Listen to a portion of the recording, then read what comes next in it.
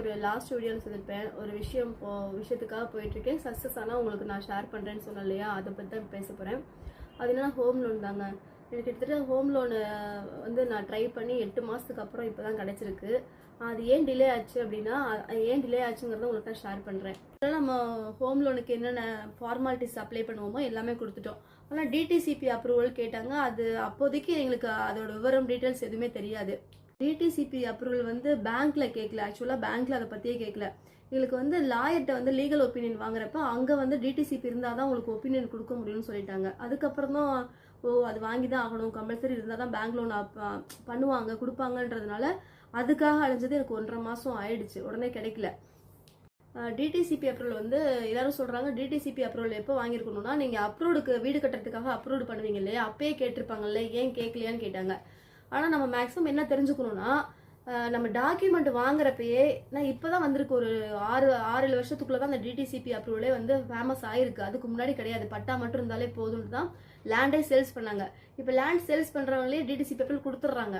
நாங்கள் 2013 வாங்கினதுனால அந்த டிடிசிபி அப்ரூவல் பற்றி விவரம் தெரியாது. அப்புறம் லாயர் வந்து வாங்க சொல்லவும் நாங்கள் ஓகேன்னு சொல்லிட்டு அப்ளை பண்ணிட்டோம். டிடிசிபிக்கும் அப்ளை பண்ணி கிட்டத்தட்ட 1.5 மாதத்துக்கு மேலேயே ஆயிடுச்சுங்க அப்ரூவல் கைக்கு வரத்துக்கு. அதுவும் நாங்கள் வாங்கிட்டோம். வாங்கினதுக்கப்புறம் எங்களுக்கு பெரிய ப்ராப்ளம் எங்கே வந்துச்சுன்னா, ஜுவல் லோனு தாங்க எங்களுக்கு ஓவர் டியூ காமிச்சிருச்சு. இப்போ முன்னாடிலாம் வரா கடன் அந்த ஓவர் டியூ காமிக்கிறது வந்து சிபில் காட்டுறது வந்து எதில் காட்டும்னா, நம்ம லேண்டு பேர்லையோ இல்லை மற்ற இடத்துல நம்ம ஆதார் கார்டு கொடுத்து ரிஜிஸ்டர் பண்ணி கொடுத்துருப்போம் பார்த்தீங்களா, ஒரு ப்ராப்பர்ட்டியோ ஏதோ ஒன்று கொடுத்து நம்ம லோன் வாங்கியிருப்போம் பார்த்தீங்களா, அந்த லோனில் வந்து கட்டாமல் விட்டுருந்தா ஓவர் டியூ வரா கடன் காமிக்கும். அது சிபிலில் பிரச்சனையாகும். அதில் மட்டும் தான் கொடுத்துட்டு இருந்தாங்க. இப்போ என்ன ஆயிடுச்சுன்னா, நாங்கள் லோன் அப்ளை பண்ணுறப்ப நாங்கள் ஜுவல் லோன் வச்சுருந்தோங்க.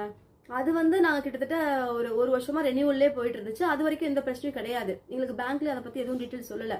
லோனில் வந்து இன்ட்ரெஸ்ட் கட்டலைன்னா அது நமக்கு ஹோம் லோனோ இல்லை மற்ற லோன் வாங்குறப்ப சிபிலில் வந்து ப்ராப்ளம் ஆகும், ஓவர் டியூவில் வரும் அப்படிங்கிறது எங்களுக்கு தெரியாதுங்க. ஏன்னா நாங்கள் கரெக்டாக தான் கட்டிட்டு இருந்தோம். அவங்க இந்த ஹோம் லோன் ட்ரை பண்ணுறதுக்கு ஒரு 2 மாதத்துக்கு முன்னாடி கூட பார்த்தீங்கன்னா, இந்த ஜுவல் லோனில் இன்ட்ரெஸ்ட் இவ்வளோ அமௌண்ட் ஆயிருக்குன்னு சொன்னோம். நாங்கள் அதை போய் கட்டிட்டோம். கட்டினதுக்கப்புறம் எப்படி வரும் எங்களுக்கு ஒன்றுமே புரியலை.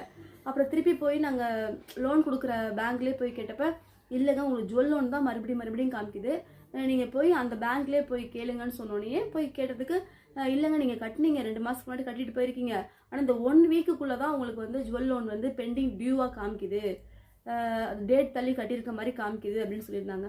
சரி, நீங்கள் 1 வீக் எவ்வளோ இன்ட்ரெஸ்ட்டோ அந்த ஓவர் டியூ எவ்வளோ காட்டுதோ அதை மட்டும் நீங்கள் கட்டுங்க, அதுக்கப்புறம் என்ன பண்ணலான்னு பார்க்கலான்னு சொல்லவும் நாங்கள் அந்த இன்ட்ரெஸ்ட்டையும் கட்டிட்டோம், அந்த அமௌண்ட்டையும் கட்டிட்டோம்.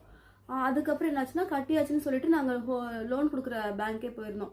அவங்க என்ன சொன்னாங்கன்னா, நீங்கள் கட்டினா கூட இந்த 1 வருஷத்துக்கு வந்து எந்த பேங்க்லேயும் வாங்க முடியாதுங்க, அது சிபில் க்ளோஸ் ஆகாது, சிபில் க்ளோஸ் ஆக கண்டிப்பாக 1 வருஷம் எடுத்துக்கும் அப்படின்னு சொல்லிட்டாங்க.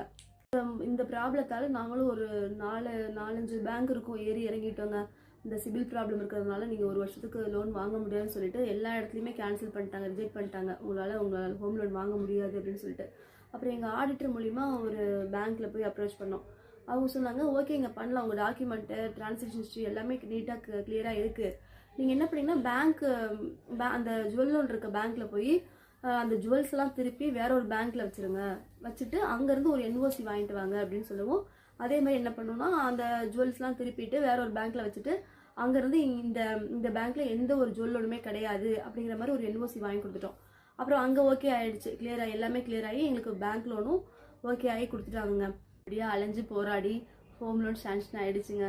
ஓகேங்க, ஏதோ உங்கள்கிட்ட ஷேர் பண்ணணும்னு தோணுச்சு, ஷேர் பண்ணிட்டேன். நம்ம நெக்ஸ்ட் வீடியோவில் மீட் பண்ணலாம். ஓகே, பாய்.